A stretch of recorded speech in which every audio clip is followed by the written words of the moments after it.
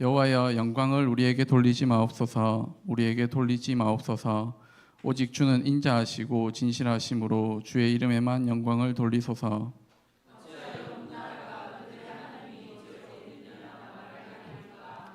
오직 우리 하나님은 하늘에 계셔서 원하시는 모든 것을 행하셨나이다.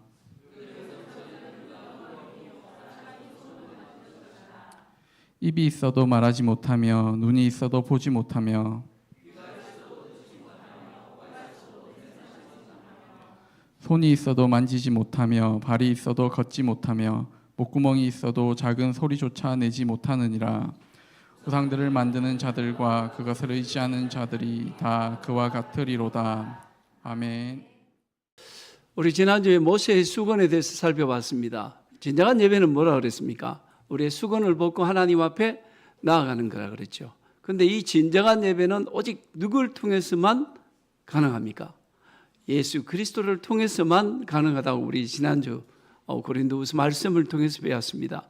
그래서 진정한 예배는 하나님과 우리 사이를 가로막고 있는 수건을 벗는 것이고, 이 수건은 예수님을 통해서만 벗을 수 있다. 그 수건이 뭐라 그랬습니까? 우리의 얽매임, 율법에 얽매인 것, 그리고 다른 사람의 시선에 얽매인 것, 또 우리의 걱정, 근심, 염려들, 예배 시간에 와서 자꾸만 다른 생각하고, 그죠? 우리의 마음을 뺏기는 모든 것들이 다 우리의 수건을 벗는 거라 그랬죠. 그래서 참 우리에게 중요한 것이 있다면 우리의 수건을 벗고 하나님 앞에 나아감, 진정한 예배를 드리는 것이 너무너무 중요한 일이다. 우리가 그렇게 살펴봤습니다. 그러면 우리가 이러한 예배로 나아갈 때에 오늘은 어떻게 이 예배가 무너져 내리는가? 정말 우리가 하나님 앞에 진정한 예배를 드리기 위해서 우리가 지음을 받았고 부름을 받았는데, 이 부름받은 우리가 하나님 앞에 진정한 예배가 아니라 우리의 예배들이 왜 무너져 내리는가?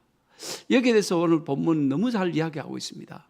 먼저 2절 말씀을 한번 보도록 하겠습니다. 무너진 예배의 모습이 어떤 모습입니까?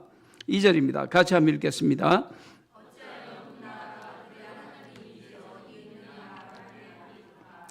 세상 사람들은 뭐라고 지금 외치고 있습니까? 하나님이 어디 있느냐? 너희들이 믿는 하나님이 도대체 어디 있느냐? 한번 보여다오. 그렇게 아우성치다라는 겁니다.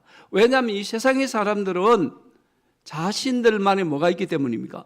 신이 있기 때문이에요. 또 힘이 있고 능력이 있는 나라는 그만큼 더 강력한 우상들을 만들고 눈에 보이는 우상들을 만들어 섬겼는데, 이스라엘은 그들에게 보여줄 수 있는 하나님이 없었단 말이에요. 그렇잖아요. 이스라엘 백성들이 예배드릴 때 그들이 다른 이방 나라 사람들에게 보여줄 수 있는 게 뭐가 있습니까? 뭘 보여줬을까요? 그들이 제사 지낼 때 이방 사람들이 와서 제사를 볼 수 있는 것도 아니고, 또 성소에 들어간다고 해도 거기에는 보여줄 수 있는 아무런 것들이 없어요. 지극히 거룩한 법궤, 속죄소라 그러죠. 덩그러니 사람들이 봤을 때 이건 뭐 괴짝 하나 있는 것, 이게 다예요.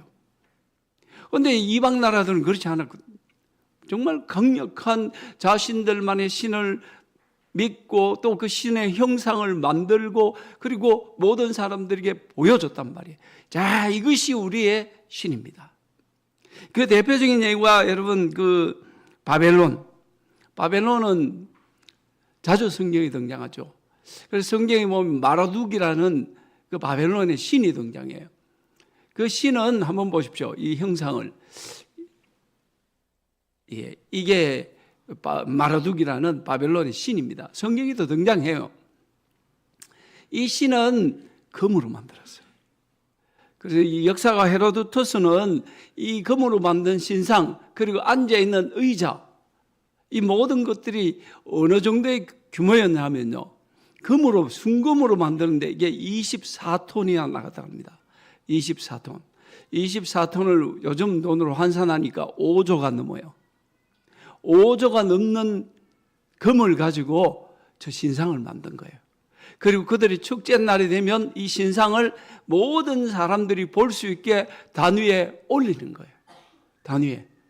한번 생각해 보세요. 백성들은 다 지켜보고 있고 그 높은 단에 번쩍번쩍 빛나는 이 마르둑의 신상이 올라갈 때 사람들은 거기에 압도당하는 거예요.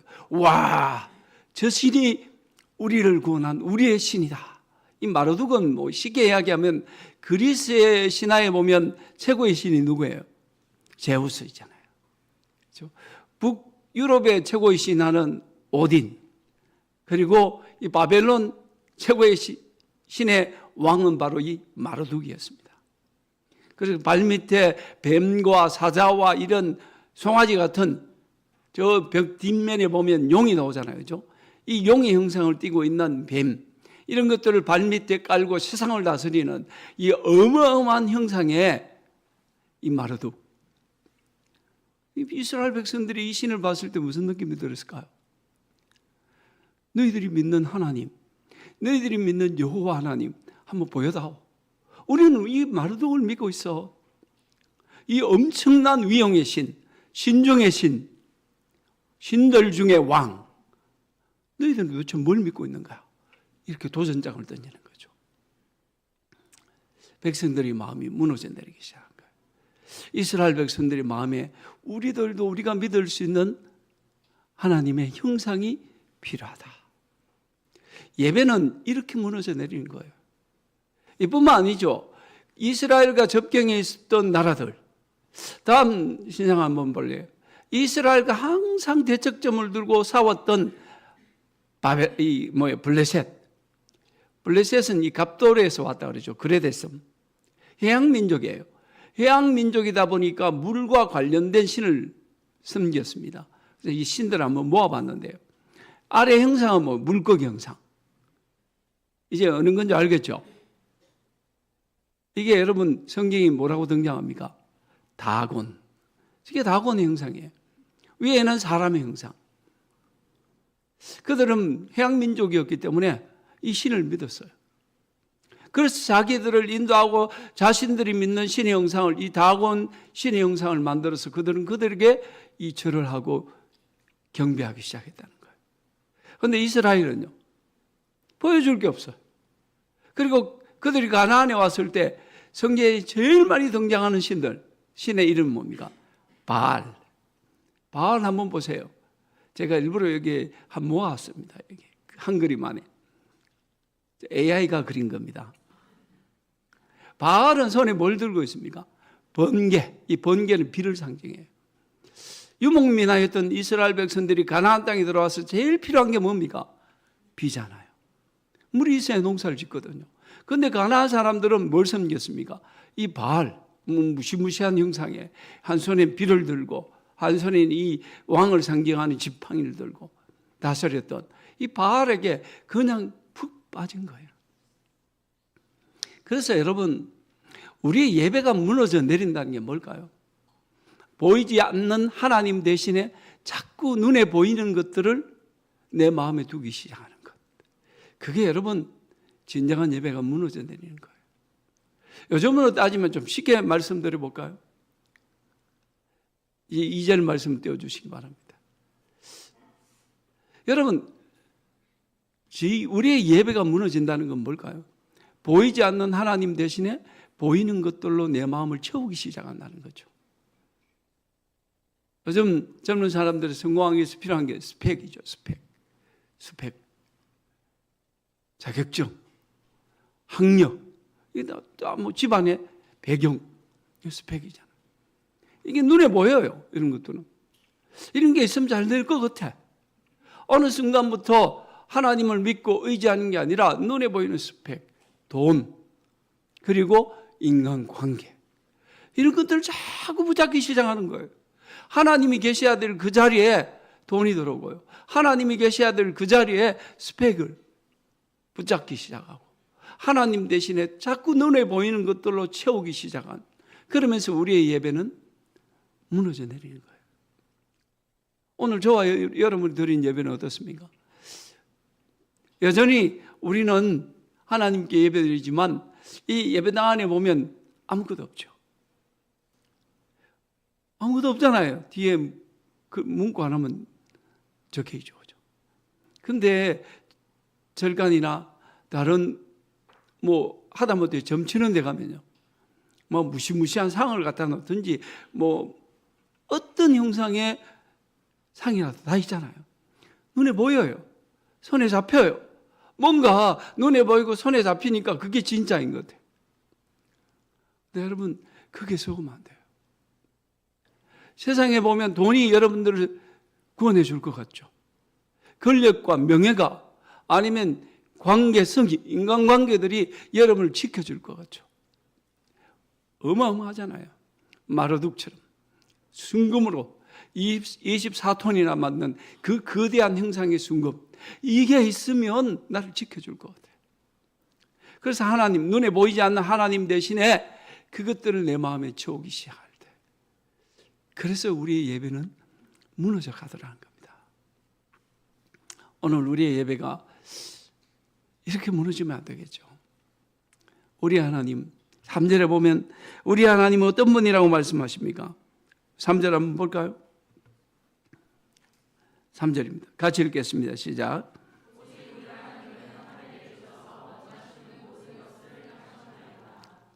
하나님에 대해서 너무 간단하게 말씀드리죠.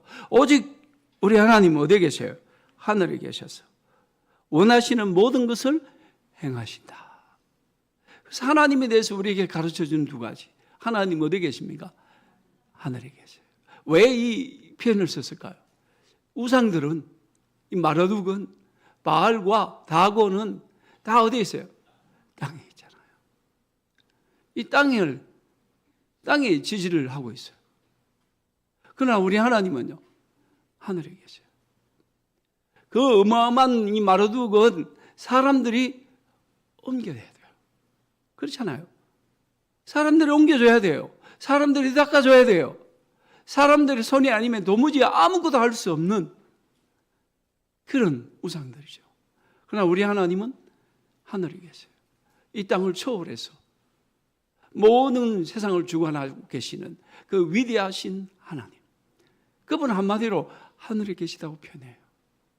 이 땅의 모든 신들은, 우상들은 이 땅에 기초해서 땅의 것들을 의지하고 있지만 우리 하나님은 이 땅이 아니라 이 땅을 초월해서 저 높고 높은 하늘에 계셔서 모든 것을 지켜보시고 주관하시는. 그래서 그 하나님은 하늘에서 뭘 하십니까? 원하시는 모든 것을 행한다고 그랬어요. 이 땅에 있는 신상들, 우상들은요, 아무리 우리가 빌고 빌어도 우리에게 해줄 수 있는 게 없어요. 그들은 한마디 말도 못하고요. 우리를 위해서 손을 뻗어주지도 못해요. 그런데 하늘에 계신 우리 하나님은요, 하나님이 자신이 모든 계획을 세우시고 주관하셔서 이 인류 역사를 이끌어 가시는. 그래서 우리는 알지 못하고 깨닫지 못할 때가 있지만, 모든 것을 볼 수 없지만, 그러나 우리가 믿는 것은 뭡니까? 세상의 모든 일들은 결국 하나님이 주관하시고 하나님의 섭리 아래에 움직인다는 사실을 우리는 믿습니다. 이게 여러분 예배자의 모습이 돼야 돼요. 진정으로 저와 여러분이 하나님을 예배드리기 위해서 하나님이 어떤 분인가를 알아야 돼요. 하나님은 이 땅에 있는 신들이 아니에요. 이 땅을 기초로 해서 있는 신이 아니라 하늘에 계시고, 이 땅의 신들은 아무것도 우리를 위해서 해줄 수 없지만 하나님은 하나님이 원하시는 모든 것을 가지고 자신의 뜻대로 세상을 주관하시는 분, 그분이 바로 저와 여러분이 믿는 하나님이신 줄 믿으시기 바랍니다. 그게 여러분 진정한 예배로 돌아가자는 거예요. 우리의 예배가 무너진 데에는요, 자꾸 눈에 보이는 것들, 손에 잡히는 것들을 쫓는 우리의 본성 때문이에요. 그래서 뭔가 있어야 될 것 같아요. 이게 있어야 내 예배가 살고 내 삶이 살아날 것 같아요. 손에 잡히는 이 뭔가가 있어야 나는 안심이 되고 위로받고. 그런데 여러분, 진정한 하나님은 눈에 보이는 분이 아니에요. 손에 잡히는 분이 아니에요. 그렇지만 이 모든 것을 자신의 뜻대로 운행해 가시는 그 위대하신 분, 그분이 바로 저와 여러분의 하나님이신 줄 믿으시기 바랍니다. 그리고 4절부터 7절까지 이 우상의 실체에 대해서 우리에게 이야기하죠. 한마디로 가짜라는 겁니다. 가짜. 어떻게 가짜입니까? 4절 한번 읽어볼까요? 4절입니다. 같이 읽겠습니다.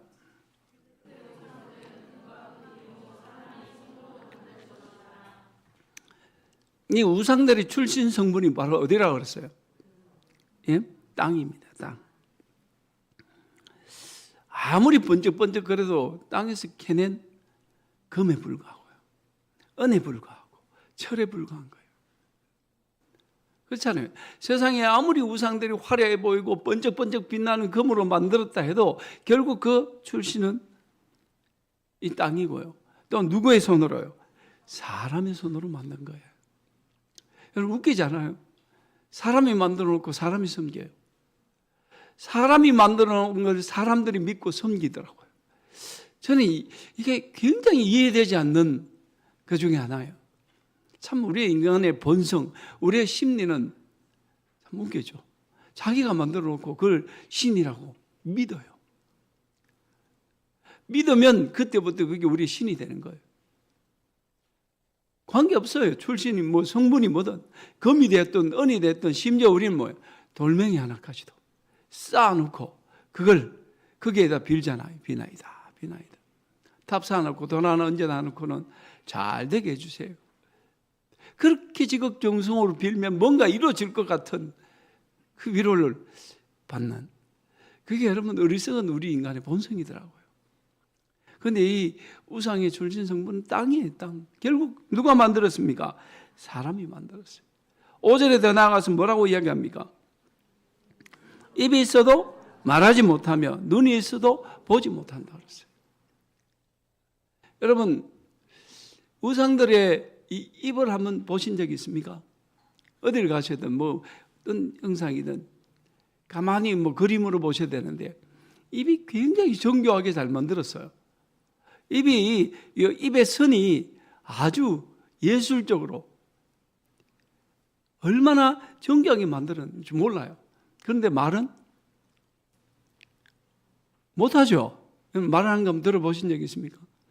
정말로 정교하게 만들고 예술적으로 만드는 그 입에서 말 한마디 나오지 못해요. 심지어 어떤 우상들은 눈에요. 그냥 만든 게 아니라 보석을 박아요.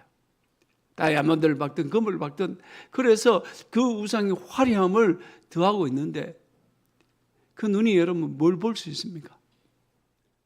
볼 수 있는 게 아무것도 없어요. 그 입과 눈은 그냥 장식이에요. 말하지 못하고 보지 못하더라는 거예요. 6절에는 뭐라고 그랬습니까? 귀가 있어도 듣지 못하며 코가 있어도 냄새 나지 못해요. 그래서 여러분 어디든 가면 우상이 있는 곳에 항상 앞에 뭘 피워요? 향을 피우잖아요. 저는 향내를 별로 좋아하지 않아요. 근데 향내가 진하면 진할수록 그게 신들이 감동을 받는지 저는 잘 모르겠어요. 근데 그 향을 피우면 결국 그 향을 맡는 건 누굽니까? 사람이에요, 사람. 그 신들이 그 향내를 맡는 게 아니에요. 사람들이 향내를 맡는 거죠. 그렇게 피어 올려도 결국은 우상들은 냄새 한번 맡지 못해요. 더 나아가서 7절에 뭐라 그랬습니까? 한번 볼까요?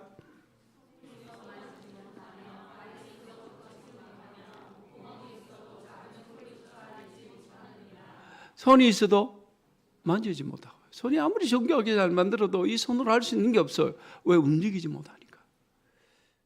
발이 있어도요? 걷지 못해요. 무슨 이야기입니까? 그 우상에게 빌고 비는 사람이 위험에 빠져서 허덕여도 그 우상이 손을 내밀어 그 사람을 건져주지 못하고요. 정말 위기에 처해서 살려주세요 해도 달려갈 발이 없어서 달려가지 못하는 게 우상이라는 겁니다. 그래서 우상은 뭐예요? 인간의 손으로 만들었고 그 출신 성분이 땅이기 때문에 다 가짜라는 거예요. 근데 사람들은 자신들의 손으로 금으로 만들고 철로 만들고 나무로 만들고 그 나무로 만든 모든 것들을 섬기기 시작하고 마치 이것들이 보지 못하고 말하지 못하고 손 내밀지 못하는 이 우상들이 자기들을 구원해 줄 것처럼 그렇게 믿고 있다는 거죠.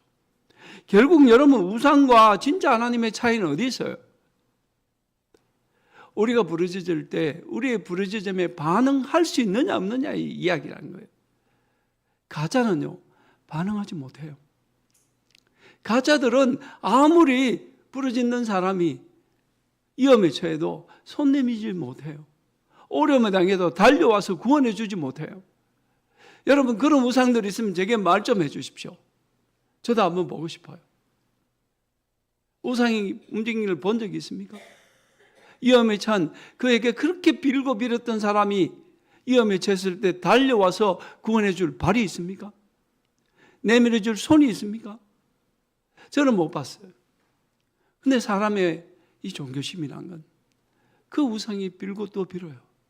빌고 또 빌으면 하늘이 감동받을 줄 알고. 여러분, 그 우상들은 우리의 부르짖음에 반응하지 못합니다. 그러나 우리 하나님 어떤 분이에요? 저 하늘에 계셔서 모든 것을 자신의 원하시는 뜻대로 움직여 가시는 그분. 우리가 하늘의 하나님께 기도하고 우리의 어려움을 놓고 하나님 앞에 간구했을 때 그분은 우리의 부르짖음에, 우리의 기도에 반응하시더라는 겁니다. 그게 뭐예요? 오늘 시편 115편에서 이야기하고 있는 결정적인 차이라는 거예요.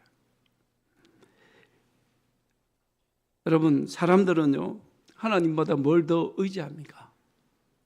내 통장의 잔고가 얼마인지, 내 스펙이 어떤지, 그런 것들을 의지해요. 자꾸 제가 우상만 이야기하니까 형상만 이야기하는데요. 여러분, 형상 외에도 우리 손에 잡히는 것들이 많잖아요. 그런 것들이 하나님의 자리를 대신하는 게 뭐라 그랬습니까? 우리 예배가 무너져 내리고 그게 바로 우리의 오늘날의 우상이라는 겁니다. 그 어느 것도 하나님의 자리를 대신해서는 안 됩니다.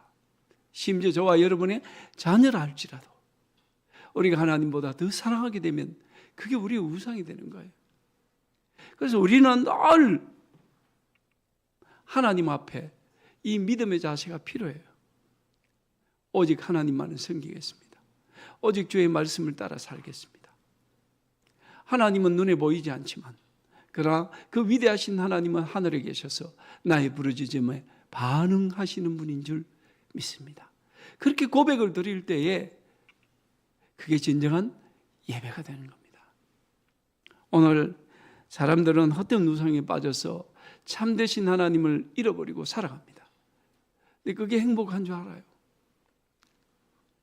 근데 여러분, 이렇게 우리의 예배가 무너져 내렸을 때 제일 위험한 게 오늘 8절 말씀이죠. 8절 말씀 한번 보십시오. 8절 같이 한번 읽어보겠습니다. 시작.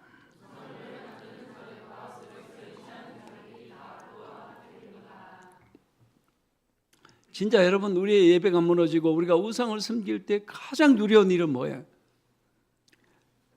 내가 예배하는 대상을 닮아간다는 거예요. 오늘 우상을 만드는 자들은 어떻게 됩니까? 우상을 만드는 자들뿐만 아니에요. 그 우상을 의지하는 자들이 누구처럼 되는 거예요? 자신들이 믿고 만들었던 우상처럼 된다는 거예요. 어느 조각가가 어떤 형상을 조각하기 시작했습니다. 온 마음과 시간을 다 쏟아서 정교한 작품을 만들기 시작했어요. 그게 얼마나 몰입했든지 모든 관계를 다 끊고요. 오로지 그 형상을 조각하는데 자신의 전생을 들였어요. 근데 어느 순간 사람들이 그 사람을 보니까 그 말하지 못하는 조각과 똑같이 변해져 있다는 거예요. 그 인성이 완전히 메말라버리고 감정이 메말라버린 채 그렇게 되어 있더라는 거예요. 그 형상을 조각하다 보니까 자기도 모르게 그렇게 몰입이 됐고 그 삶이 거기에 빠져들어갔다는 거죠. 여러분, 이처럼 정말 두려운 거는요, 이 바라봄의 법칙. 긍정적인 것뿐만 아니에요. 제가 지난주에 말씀드렸죠. 어떻게 우리가 진정한 예배를 드리는 예배자가 될 수 있습니까? 하나님을 바라보면 돼요. 하나님을 바라보고 하나님을 예배하다 보면 우리도 거룩하신 하나님처럼 닮아간다고 그랬잖아요. 마치 이 뭐 같아요? 뜨거운 햇빛 아래 노출되면 우리 얼굴이 타는 거와 똑같은 거예요. 늘 그분의 영광의 빛 아래 그분을 기대하고 소망하며 하나님을 예배하는 삶, 거룩한 삶을 살다 보면 나도 거룩하신 하나님을 닮아가게 되어 있어요. 이게 바라봄의 법칙이란 말이에요. 그래서 저와 여러분이 거룩한 삶을 살고 승리하는 예배자가 되기 위해서는 딴 게 없어요. 우리의 일상의 모든 삶이 하나님께 초점을 맞추면 돼요. 하나님께.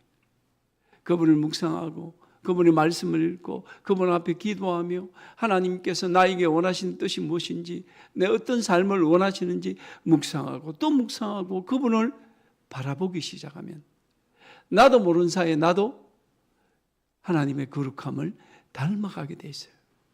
마치 우리 어릴 적에 봤던 큰바의 얼굴처럼. 큰바의 얼굴 이야기 하시죠. 그 영상에 큰바의 얼굴들이 새겨져 있는데 이게 위대한 나라의 지도자의 미래의 지도자가 이 모습을 가지고 올 것이다. 근데 늘 그 큰바의 얼굴을 봤던 그 친구가 나중에 뭐가 돼요? 그 주인공이 되잖아요. 여러분, 우리가 하나님을 바라보고 하나님을 기대하며 살면요, 하나님을 닮아가게 돼 있어요. 근데 반대로 한번 생각해 보십시오. 어느 순간 내 마음에 하나님이 있어야 될 그 자리에 우상이 들어오기 시작해요. 돈이 들어오기 시작해요. 인맥이 들어오기 시작해요. 자꾸 사람을 의지해요. 스펙을 의지해요. 이건 셈법이 너무 단순하잖아요. 돈 있으면 돼요. 요즘은 돈이 모든 걸 다 해결하는 세상이니까. 돈만 있으면 돼요. 사람 잘 만나면 돼요. 능력 있는 사람 내 곁에 있으면 그보다 더 든든한 게 없죠. 스펙 좋으면 돼요. 좋은 대학, 좋은 기술 배워가지고 좋은 자격증 가지면 어디든지 취업할 수 있는 세상. 눈에 보여요. 손에 잡혀요. 확실해 보여요. 그런데 이것들을 내 마음에 두기 시작하면 나는 거기에 몰입되는 거예요. 어느 순간부터 그것들이 내 삶의 우상이 되고 내가 그것만을 의지하게 되고 바라보기 시작하면 돈에 함몰되어 버리면 돈밖에 모르는 인생이 돼요. 여러분, 돈밖에 모르는 사람들이 우리 주변에 얼마나 많이 있어요. 주변 사람들 주고 가도 절대로 돌아보지 않죠. 돈을 한 푼이라도 헛된 데 쓰고 싶지 않아. 돈이 최고야. 나는 이 돈이 있어야 내 삶의 존재 의의를 느끼게 되고요. 그런 사람들 인생 행복해 보입니까? 돈밖에 모르는 인생들. 옆에 가족이고 형제고 뭐 다 필요 없어. 난 돈만 있으면 돼. 왜 행복할까요? 자기밖에 없잖아. 그런데 그런 것들을 눈에 돌고 마음에 담기 시작하면 그것밖에 보이지 않더라는 거예요. 결국 자기가 예배하는 그 대상을 닮아가게 돼 있는 게 우리 인생이더라는 겁니다. 그러니 여러분, 우리가 참된 예배자가 되기 위해서 오늘 이 말씀을 묵상하며 저와 여러분들에게 필요한 게 뭘까요? 우리는 뭘 예배하며 살아야 될까? 왜 우리의 예배가 지금 무너지고 있는가? 오늘 시편 115편은 너무너무 단순하게 이야기합니다. 저와 여러분의 예배가 무너지는 이유는 하나밖에 없어요. 하나님이 아니라 가짜를 내 마음에 두기 시작하니까요. 그런데 가짜는 화려합니다. 굉장히 화려해요. 그리고 신뢰할 만해요. 그 보이는 형상들이 어마어마합니다. 압도해요. 인간들을 압도하는 그 외적인 형상, 멋진 모습.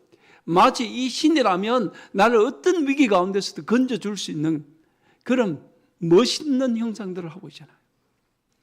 그게 오늘날의 돈이고 스펙이고 관계예요. 그게 내 마음에 자리 잡기 시작하면 하나님을 향한 나의 예배가 그때부터 무너지는 겁니다. 하나님이 아닌 다른 것들이 내 마음에 들어오면 그 예배하는 대상을 바라다 보면 나도 그 대상을 닮아가니까요. 그렇게 해서 우리의 예배가 무너집니다. 그러면 여러분, 우리는 어떻게 해야 될까요? 9절에 오늘 나와 있지 않지만요, 다윗은 이렇게 이야기합니다. 이스라엘아, 여호와를 의지하라. 그는 너희의 도움이시요 너희의 방패시니라. 하나님만을 의지하고 하나님만을 붙잡으라는 겁니다. 이게 여러분, 우리의 예배를 살릴 수 있고 회복할 수 있는 유일한 길이에요. 왜 우리의 예배가 무너졌는지 여러분 시편 말씀은 우리에게 너무 정확하게 이야기합니다.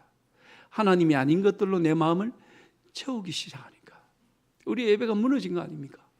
그러면 이 무너진 예배를 회복하기 위해서 저와 여러분 필요한 게 뭘까요? 하나님만을 의지하고 붙잡으십시오. 눈에 보이는 것들, 손에 잡히는 것들이 아니라 우리 하나님 어디에 계십니까? 하늘에 계시고요. 하늘에서 자신의 뜻대로 인생을 주관하시는 그 하나님만을 붙잡고 그 하나님만을 저와 여러분의 방패 삼으시길 소망합니다. 그렇게 될 때 우리 예배가 회복되기 시작하는 겁니다. 그렇게 회복되어진 예배로 나아갈 때 우리 예배가 얼마나 하나님이 기뻐하실 만한 예배가 될까요? 예배를 통하여서 우리 하나님은 얼마나 큰 기쁨과 영광을 받으실까요? 어느 순간부터 우리 예배가 시시해지고 예배가 감격이 없고 예배가 아무런 느낌이 없다면 여러분 틀림없이 거기에는 우리의 예배가 무너져 내리고 있다는 사실을 여러분들이 인지를 하셔야 됩니다. 그리고 그 무너진 예배를 다시 회복하는 길은 오직 예수 그리스도, 오직 하나님만을 의지하고 붙잡는 그 길밖에 없음을 믿고 우리 살아계신 하나님, 그 신실하신 하나님만을 예배하는 우리 주님의 참된 성도님들 되시기를 축원합니다.